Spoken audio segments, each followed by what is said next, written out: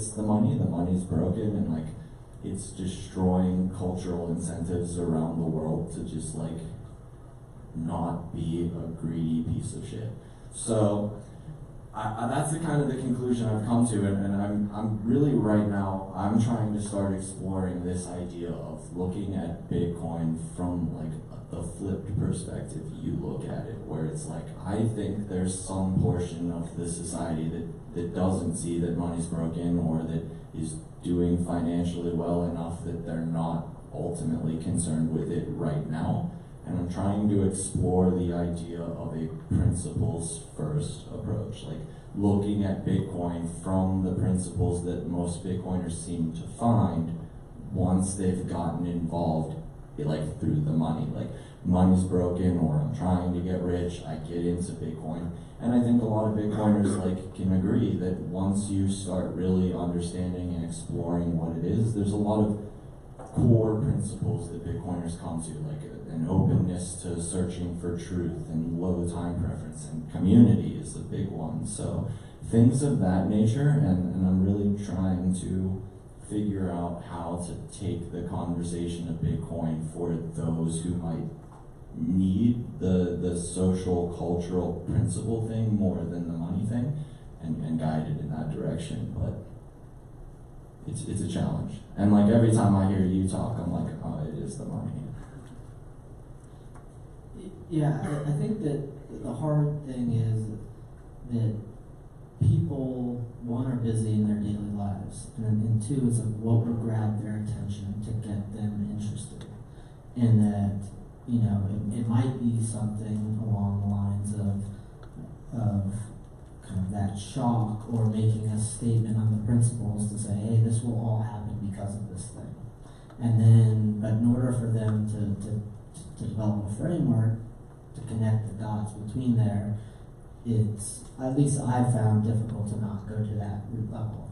That it's not about money in the sense of like, let's all make money, but it's, you need to question how everything in your life that you take for granted shows up, and then start thinking through a lot of the derivative consequences. Because I think one of the ideas that we talked about on Friday was the idea that Safe talks about in the Bitcoin standard, about how kind of the fiat currency is one of the apparatuses that allows for endless wars, right? And so you can go in and talk, you know, if you think that will connect with the folks in the military, that it's not that that's not true. It is. It's just understanding, well, how, you know, and being able to form a logical connection of, well, we've spent, you know, $8 trillion on war and running $8 trillion of deficits, and if you actually had a form of money that couldn't be manipulated, then what it means is governments have to tax, and taxes are not popular. It's easier to fuel things and to fund things via the government if it can print money. And we strip that power back from the governments and put it in the hands of all of us.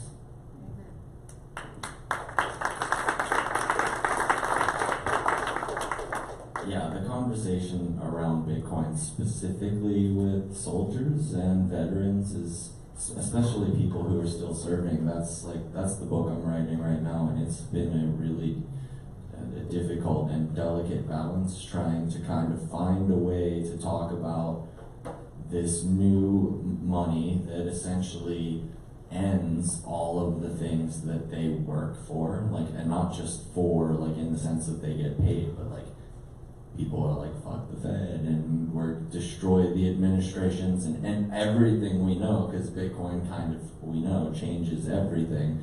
So how do you market a book about Bitcoin to a group of people who essentially gatekeep at like the highest level? Like, you can, economics professors gatekeep something too, but like, they're literally the ones out fighting the war. So I think we're doing fine. The book is coming along quite well, so it'll be an interesting thing to see how that plays out. But I do think the conversation at that base level around principles and You talked about it with your most recent speech at BitBlock Boom. I think curiosity is one of the things that's really important, and finding the people who aren't naturally curious and starting there is the right place to start. Because if you're trying to, as you said, if you're trying to talk to somebody who just doesn't care at all, you're wasting your time. So. Yeah, I do think, and for those of you who don't have context, at BitBlock Boom last weekend, I gave a talk on, how to psyop your friends, family, neighbors, whoever it might be, to understanding Bitcoin. And really what it was, the talk was about kind of creating an easy way, or not an easy way, but a simplified way for someone that is curious how to laser in on the critical, like, fulcrum or keystone of why Bitcoin is valuable. But one of the things that I brought up was that if you're trying to explain Bitcoin to somebody that has no interest, it's like talking to a brick wall. And that there's enough people that are massively interested in Bitcoin that you focus on those people. And I think that it's what I do a lot, which is, you send out bat signals, right? This meetup is a bat signal. BitDevs is a bat signal. You draw those people out, because if you create the opportunity or venue to help people understand Bitcoin, that those that are actually curious will come out. And then once their peers see them taking interest in this, then they will want to become interested.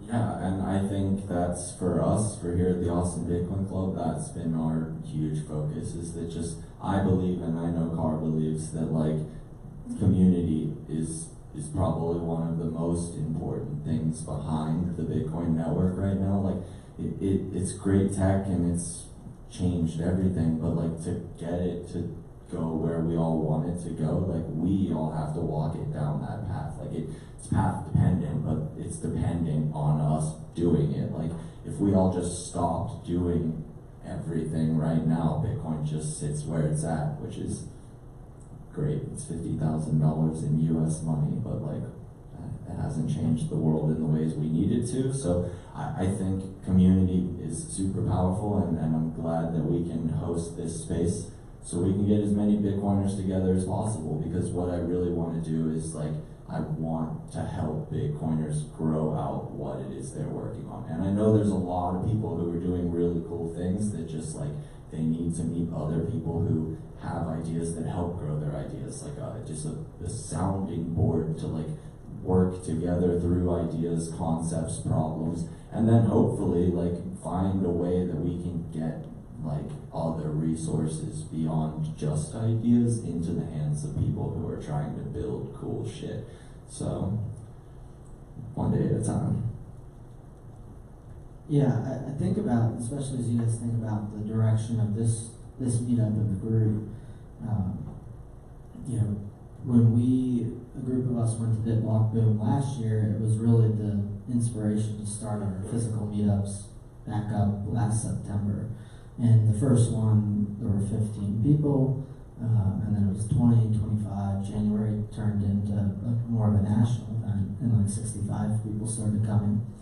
But I think I recognize that too, that while there is no one Bitcoin community, we have a community here in Austin, and that's real, and that we have the strongest Bitcoin community here in Austin. So yeah, that is true. I think undisputed globally. But I kind of consider it a little bit of sport about trying to get more people to move to Austin. And that's for certain selfish reasons, because I know that where more Bitcoiners are, the better that Austin's going to do, and the better that Unchained Capital and myself are going to do.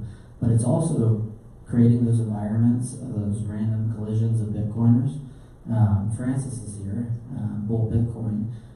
He and his team are looking to come to Austin. And that last week I had Alex Fetsky from Amber, who's had been historically based in Australia. He's here in town. We can talk about actual ideas, and that process of having more people together how I ultimately think about Bitcoin is that, knowing that probably this crowd is not as focused on the, 50K and 51K, it's a thing, and the value of the network matters, but what's actually happening is a monetary network is being built from the ground up. And people build that. We're building infrastructure to be able to support more people on that network, and that as more people come to learn about Bitcoin and get engaged in building the actual network, that network accrues value in a positive some way. And so when I think about what we're building at Unchained, but specifically the meetup, it is going out there and telling people to come. I don't want people, again, who are uninterested, but it's about letting people know that this is here and what you're doing, because, for those who are interested, getting more people, because Bitcoin is such a strong filter, like if you know somebody gets Bitcoin, Grok's at 0 to 1, you have a lot in common with that person, and there's likely ways to collaborate on ideas or just enjoy being around each other. It's a very high signal group. Yeah, I mean, both of those things. It's I would say it's another part of the reason that I was so inspired to kind of try and put this together is when I went to Bitcoin Conference 2021. That was like the first event where I had the opportunity to spend an entire weekend around everyday Bitcoiners. I went super pumped up on seeing all the keynote speakers, and then I got there and I didn't watch any of them. Not even you, I'm sorry. But No apologies. yeah, there was just so many cool plebs just building unbelievably cool shit that you never hear about. It's like, and I was like, one, I want to meet more of those people, so also somewhat selfish. It was just like, I want to put together a space where I can meet cool people doing cool shit. So far, so good. And yeah, and that's where we're at. So I guess I don't really have too much else to say. Just keep doing what you're doing. Thanks, man. Anybody have any questions, comments, concerns? I have a question. Yeah.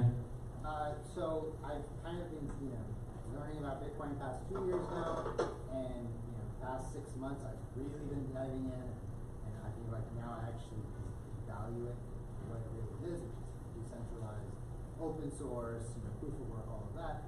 One thing that I don't do, which I feel like I should, is maybe run a node or mine, or at least do something on the tech side, not only to help, but maybe I'll learn something about how channels work. And so I've kind of been putting it off because I'm not the most tech-oriented person. What's kind of your advice towards me? Still someone relatively new in this space, not a tech background at all, right? I can work my wallets, that's about it. So what, is it a good use of my time, or should I continue mining fiat?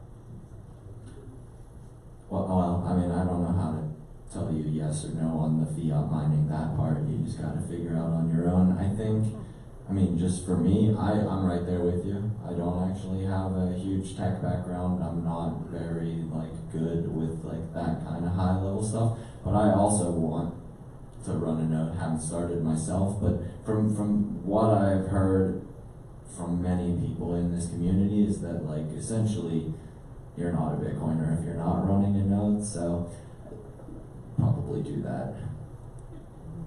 Yeah, and what I would say is, I think there's multiple levels that you can think about it on. I think that where you're at right now, think about it from the educational perspective.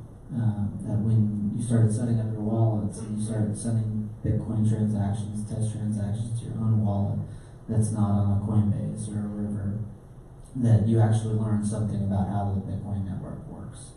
And as you understand how the Bitcoin network works, even if you're not a master programmer, that you're actually able to store more of your wealth in the network the better that you understand how the plumbing works. I think the same applies to nodes. And so just because you download and run a node, seeing the process, sending a transaction to your node, being able to verify transactions that aren't on your node, or that it didn't originate from your node on your node, that again, for me, when I went through that process, was hugely valuable because it gave me kind of a picture of how the Bitcoin network actually works. Same as setting up a Lightning node. I think I might still have points, I won't say how much, but when Pierre Rochard set up Node Launcher, I played with Lightning and it's no longer supported, and I think I might have lost a little Bitcoin on the Lightning network, but I'm pretty sure Pierre wouldn't have stolen my money. So I need to recover that, but it was a small amount of Bitcoin, although all Bitcoin is valuable. But going through that process of learning each different part, you don't, it's kind of like using a telephone. You don't necessarily have to understand it as well as, the Lightning Network, as well as some Lightning Labs, but knowing how to use it and understanding gives you the tools to then know Bitcoin at a more fundamental kind of network level, and all of that will only help you in your own kind of thought process about how you might want to spend your time, where you might want to spend your time, but more selfishly, the more you know about how Bitcoin works and how resilient it is and why it works, you're going to store more value in the Bitcoin network. And just one last thing is, these are the kinds of classes we hope to have here. So if you want to come and learn more about running a node, we hope to have one of those classes soon. Questions for Parker. I'm like trying to imagine the relationship between fiat and Bitcoin going forward. And I've heard, there's some idea about like, okay, well maybe fiat's not going to exist in X number of years. I've also heard like Michael Saylor talk about how, Bitcoin in the sheets, fiat in the streets, kind of like people are saving in Bitcoin and then converting to fiat to spend. He talked about this in the podcast. So I'm curious on your intuition on where this is going, that relationship. Yeah, so just my view of the world, I believe that we're going to a world that's all Bitcoin denominated. We don't need fiat currencies in the future, and that when you walk into the grocery store, the prices will be denominated in sats or some multiple of sats. And the way that I think about that is that as you start to understand the fundamental principles about money, and not to say you don't, but just my own thought process is that money does converge to one. That we have an incentive to be able to trade with the greatest number of people, and if it's you and me, I have to have the form of money that you demand. If you multiply that by 7 billion people, it doesn't change. And that there will come a time when because the government is printing trillions of dollars, and I have a view as to why they will have to continue to do that because of the degree of leverage in the credit system, that each time the government prints 10 million, 100 million, billion, 150 billion, trillion, you're sitting there converting your own time into something that isn't going to purchase as much in the future, and that's an irrational position to put yourself in, as it is irrational for everybody. And so as people figure that out or get wise, they're going to say, no, pay me in Bitcoin, because there will become a day where the inflation, while they've kind of lulled us to sleep, will become more apparent day to day. And as that becomes apparent, that's when people will really say, just pay me in this unit of currency that's going to hold its value, because I don't want to take the risk between now and the time I can convert it, that the value I already delivered gets destroyed. Yeah, what he said. One thing that I've always wondered about Bitcoin, and I've heard this before, is how because it's volatile, it's hard for it to serve as like a transactional currency on a day-to-day basis, because it might lose like 10% of its value over a month or something. And I was wondering what if you guys think it's more like a layer 2 kind of solution thing that can happen, or what you would say about that. Can you repeat the question?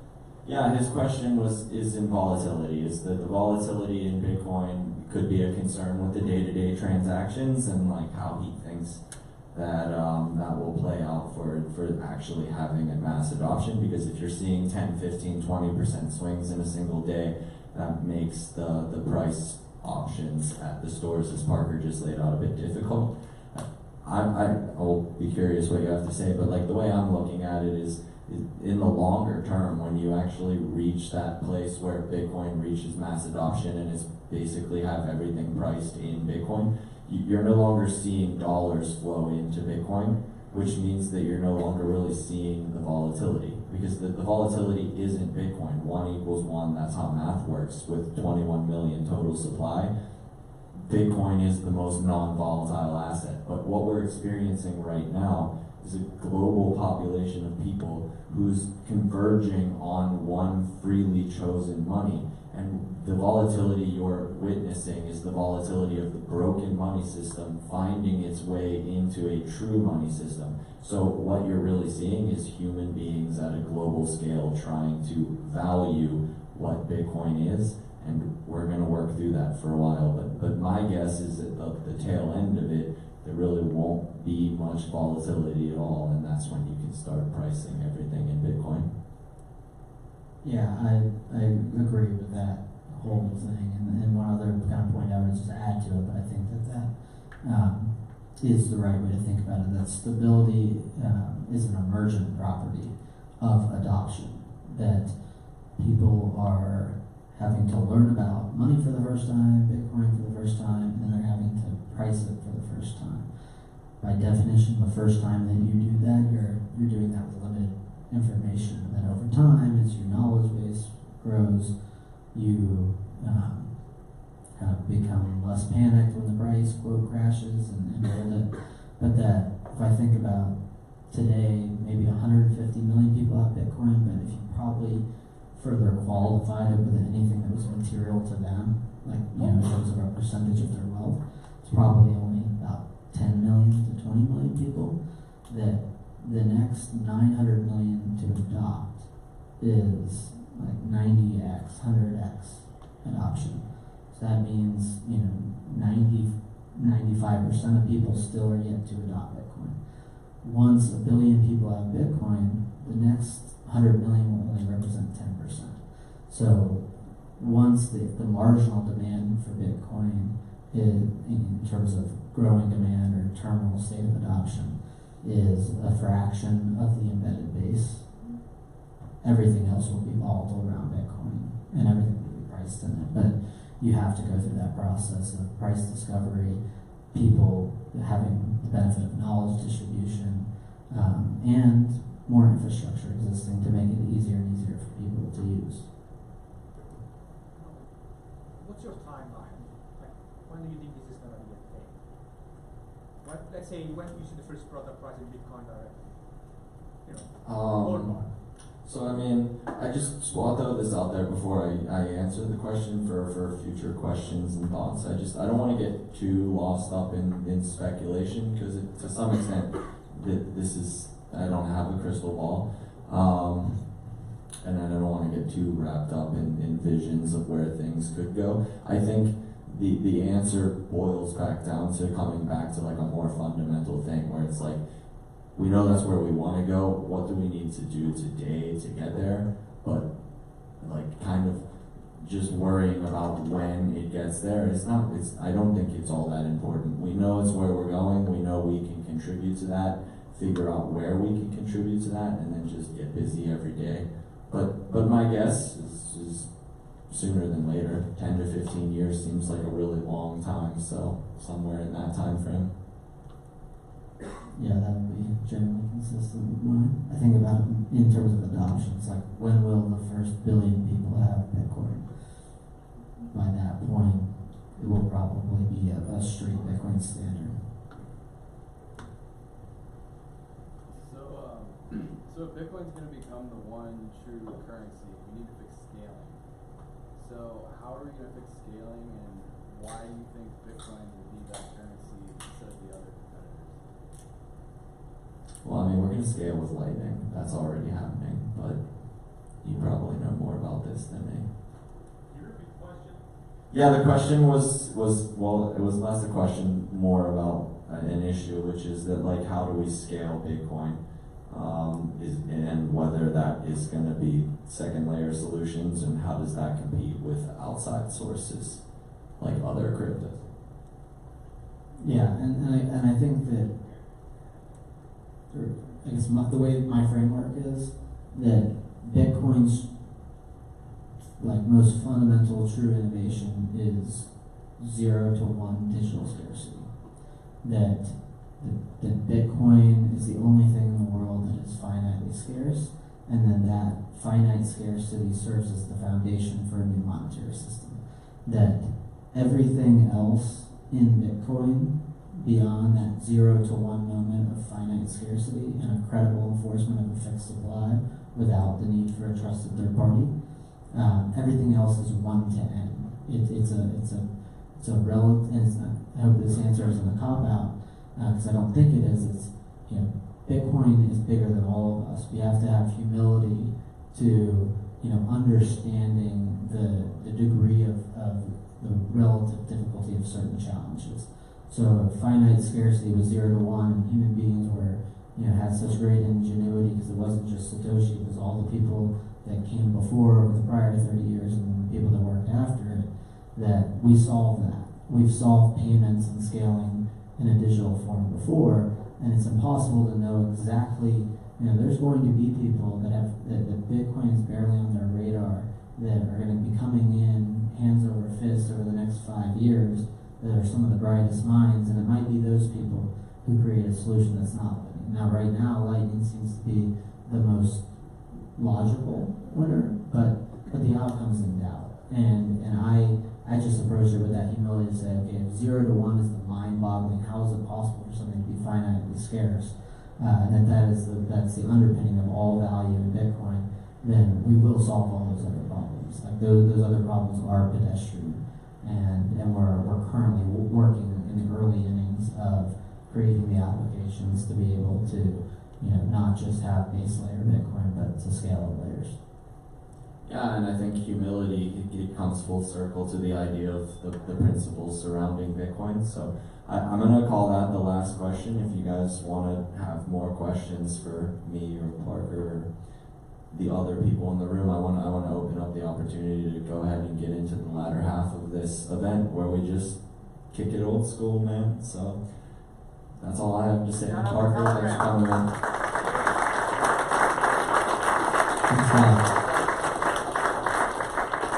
I heard somebody yell about the Telegram. We've got all kind of information. There's QR codes on the, did you update the QR codes with the Telegram? No? Okay, so there's some paper versions on the tables if you guys want to go ahead and scan QR codes. We have what's the name of the chat, Car? Keep It Pleb. There it is. Keep Austin Pleb Telegram group if you guys want to just chat with people who are here outside of this space if 1 hour's not enough. I know it's not for me, so. Alright guys, thanks for coming.